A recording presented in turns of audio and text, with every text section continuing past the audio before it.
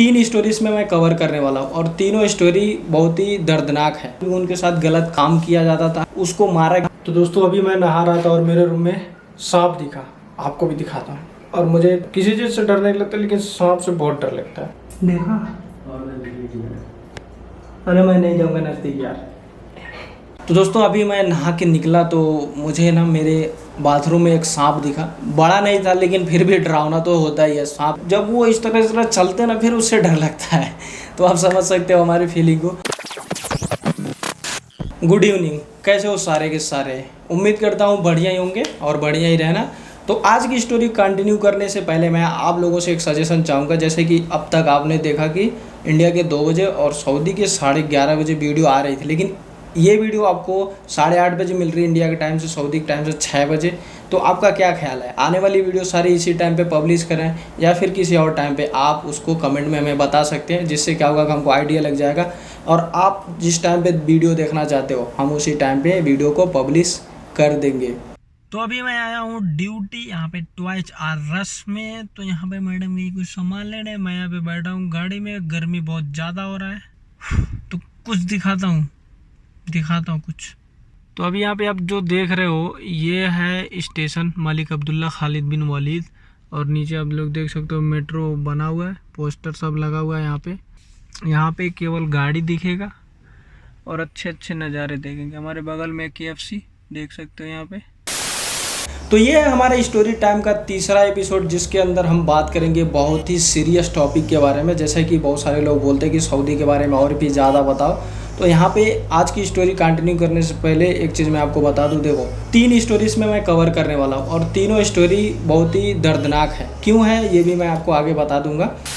पहली स्टोरी आज से करीब 2 या 2.5 साल पहले की है, जब मैं एक पार्किंग में एक बंदे से बात कर रहा था। तो उसमें क्या हुआ कि उसको उसके कफिल ने मारा था। और क्यों मारा था कि सैलरी उसने मांगा था, ईद का समय आने वाला था, 10-15 दिन ईद का था, उसे घर भेजना था पैसे। तो उसके बाद क्या हुआ, पेट्रोल पंप पे था वो और उसी टाइम पे वो सैलरी मांग रहा था, कफिल भी साथ में था। लेकिन वो बोला कि मैं नहीं दूंगा। वो जिद पे आ गया कि नहीं मुझे पैसे घर पे भेजने हैं, ईद के समय आ रहा है। वहीं पे कफिल ने उसे एक चांटा जड़ दिया। उसके बाद उसको क्या किया कि उसका एक कंपनी है, ऑफिस के अंदर रूम है, उसके अंदर ले जाके उसको बंद कर दिया गया।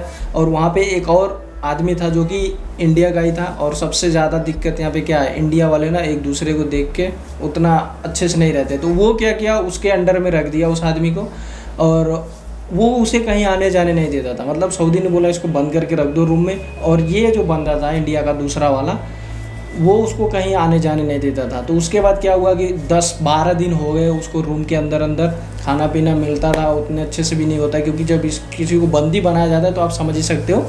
तो वो क्या किया, अपना सारा सामान छोड़ के एक दिन सोचा कि मैं यहाँ से भाग जाता हूँ। तो उसके एक दोस्त है और जो कि यहीं पे थोड़ी दूर में, तो उससे बात हुई। उसने बोला कि ठीक है तू किसी तरह से वहाँ से आ जा। और उसके बाद क्या हुआ, वो धीरे से कोई बहाना बना के केवल एक छोटा सा फ़ोन लेके वहाँ से सारा सामान छोड़ के निकल गया, ताकि किसी को शक ना हो। पासपोर्ट था कफिल के पास ही, लेकिन कोई दिक्कत नहीं है, यहाँ पे सब कुछ ठीक हो जाता है बाद में। उसके बाद क्या हुआ कि उसके दोस्त के साथ वो जाके पुलिस स्टेशन में कंप्लेंट किया। कंप्लेंट करने के बाद 1-2 दिन के बाद उसके कफिल के पास मैसेज चला गया। उसके बाद वो आया पुलिस स्टेशन में, बात हुई, पासपोर्ट उसको रिटर्न किया। उसके बाद केस चला कि आखिर बात क्या है, इसने मारा नहीं मारा। तो जाहिर सी बात है पेट्रोल पंप में मारा था, और भी लोग देखे थे।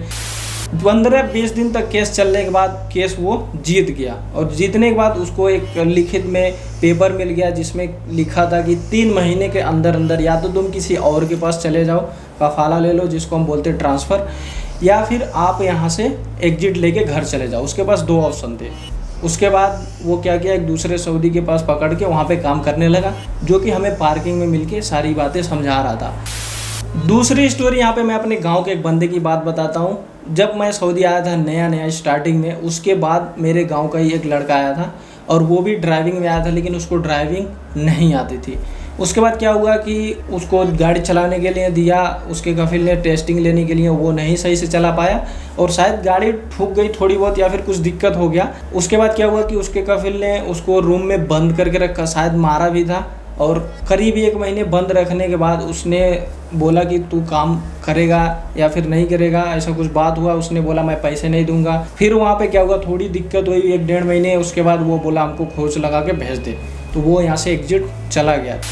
तीसरी स्टोरी की बात करें तो यहाँ पे मैं बता देता हूँ, कोई लोकेशन नहीं बताऊँगा, लेकिन ये बहुत ही ज़्यादा दर्दनाक है क्योंकि इस तरह के काम नहीं करने चाहिए। कोई भी हो, चाहे कैसे भी, उससे तुम काम भी ले रहे हो, उससे सोने भी नहीं दे रहे हो, यहाँ तक कि उसको अच्छे से खाना भी नहीं दे रहे हो। ये ज़्यादा दिक्कत होता है जो सऊदी में अपने इंडिया के या फिर बांग्लादेश कहीं से भी आते हैं, जो लेडीज़ वगैरह होते हैं घर में काम करने के लिए, जिसको सऊदी में बोलते हैं खद्दामा या फिर सागाला। उसके बाद क्या होता है कि यहाँ पे जब वो आती हैं तो एक उम्मीद के साथ आती है। कोई भी आता है, लेडीज़ अगर काम करने के लिए आता है घर में, तो वो जो सोच के आते हैं उसका सीधा उल्टा यहाँ पे होता है। क्योंकि घर में काम करना बहुत ही ज़्यादा डिफ़िकल्ट है, क्योंकि अंदर जो है काम भी बहुत ही ज़्यादा होते हैं। पूरी घर के अंदर पोछा लगाना होता है, डबल फ्लोर का घर होता है, हर चीज़ को आपको टेबल से लेके शौचालय से लेके हर चीज़ आपको सफाई रखनी है, ऊपर से खाना भी आपको बनाना है।